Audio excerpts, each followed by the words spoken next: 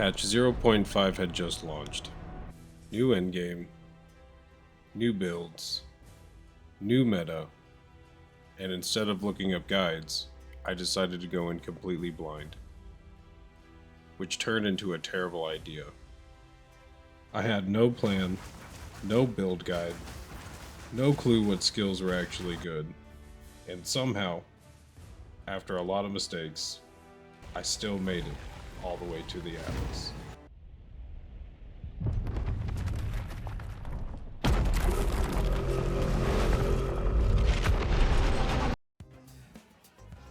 After hearing all the hype around patch 0.5, I decided I wanted to experience it in the way I think these games are meant to be experienced.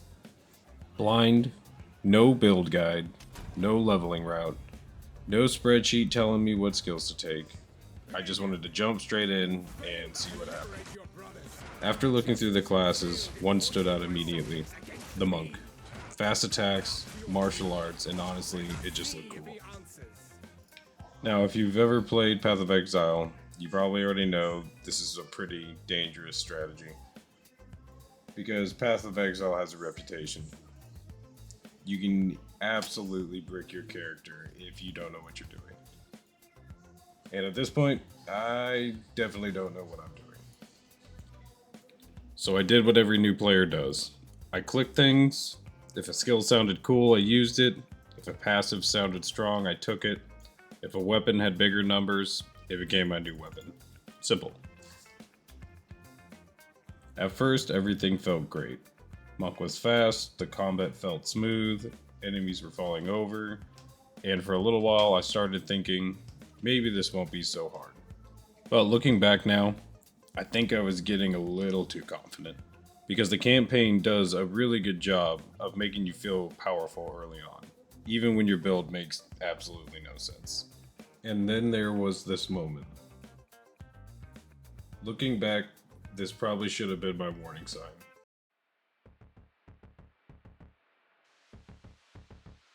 Turns out charging headfirst into every enemy isn't actually a strategy. Who knew? But even with a few deaths, I kept pushing forward. New skills were dropping, the build was changing constantly, and honestly, that part was just fun. Every time I thought I had it figured out, the game would hand me another skill to experiment with. See, the problem was, I wasn't actually building towards anything. I wasn't following a plan. I wasn't working toward a specific endgame build. I was basically just surviving one zone at a time.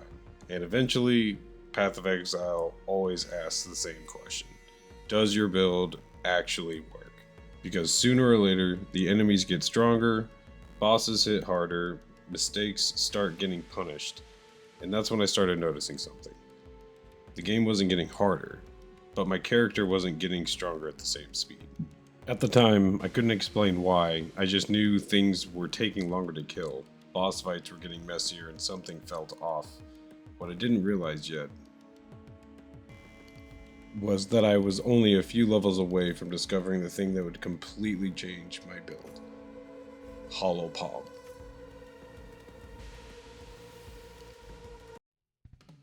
At this time, I had absolutely no idea how strong this thing was.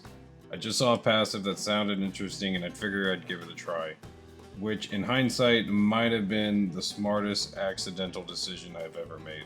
For anyone who hasn't played Monk, Hollow Palm completely changes how the character works. Instead of relying on your weapon for damage, you become the weapon. And the moment I switched over, everything changed. Enemies that had been taking multiple hits suddenly started exploding. Bosses started melting, and for the first time starting the character, I just felt powerful. Remember all those problems I was having before? Most of them pretty much disappeared overnight. My damage skyrocketed, the combat became faster, smoother, and just way more satisfying. For a while now, I genuinely thought I had it figured the game out. I was flying through the zones, I was destroying packs, taking down bosses, and every level made the build feel even stronger. This was the point where my character finally started feeling like the monk fantasy I had imagined at the beginning. Fast, aggressive, constantly moving, punching everything into another dimension, and honestly, I was having a blast. And that's usually the moment Path of Exile becomes dangerous, because whenever the game lets you feel comfortable, it's normally setting you up for something. At first, I ignored the warning signs. Enemies were taking slightly longer to kill, boss mechanics were becoming more punishing, and the game was clearly expecting my character to start scaling into the late campaign. But I wasn't thinking about any of that because Hollow Palm was carrying me. The problem was that I had solved my immediate damage issues. I hadn't actually learned how to build a character. I was still making decisions the same way I had been from the start. If it looks good, click it. If the number is bigger, equip it. And if it sounds powerful, surely it must be. And somehow it kept working, at least for a while. But eventually, I stumbled across something that changed the build again. A weapon.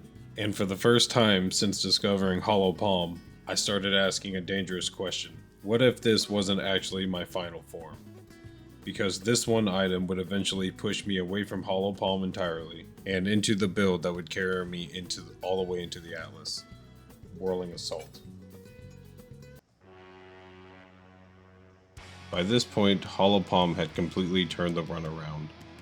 The build was fast, the damage was great, and for the first time since starting the character, I actually felt strong. The campaign wasn't nearly as scary anymore, most enemies melted, bosses were going down, and honestly, I thought I had everything figured out. Then I found this. Now normally, I wouldn't think twice about a random weapon upgrade, but this staff just looked ridiculous. The stats were better, the damage was higher, and the more I looked at it, the harder it became to ignore. The problem was that Hollow Palm doesn't exactly work when you're carrying around a giant staff. So I wanted to use it, I had to leave the thing that carried my character this far behind. And honestly, I wasn't sure if I wasn't making a huge mistake. But the second I started fighting with it, something felt different. The build felt smoother, stronger, more complete, and when I eventually picked up Whirling Assault, everything clicked. This was a skill I had been looking for without even realizing it. Fast movement, constant progression, flying through packs of enemies without slowing down. For the first time in the entire playthrough, my character felt like it had an identity. Not a collection of random choices, not a lucky build, an actual character. And once that happened, the campaign started moving fast. Really fast. Zones that had been taking forever suddenly flew by. Bosses that would have scared me earlier became manageable, and every new area started feeling less like a wall and more like a stepping stone. That's not to say everything was easy. There were still plenty of close calls, still plenty of moments where I had absolutely no idea what was happening. But now, whenever things got messy, the build had answers, and that confidence kept growing with every zone I completed. For the first time, Atlas didn't feel impossible anymore. It felt reachable, like I might actually finish the thing. And that thought carried me all the way into the final stretch of the campaign. Because after all the mistakes, all the deaths, and all the random decisions that somehow worked out, I was finally closing in on the end game. Only one problem remained. The campaign wasn't finished with me yet, and neither was Path of Exile. After defeating the Act 4 boss, I realized something. The goal of this run was never really to build the strongest monk. I wasn't trying to copy the meta, I wasn't making, perfect decisions, and because if you've been watching this far, that clearly didn't happen. The goal was to jump into patch 0.5 completely blind and see what happened. And somehow, despite all the mistakes, oh my god, the build actually came together. Looking back, that's probably my favorite part. Not the damage, not the boss kills, but watching the character slowly evolve from a complete disaster and into something actually quite powerful. And honestly, this feels like the beginning, not the end. Because now I've finally found a build I enjoy playing. There's still a lot more Path of Exile 2, more bosses, more upgrades, and probably a lot more terrible decisions. But those stories are for another video. Thanks for watching.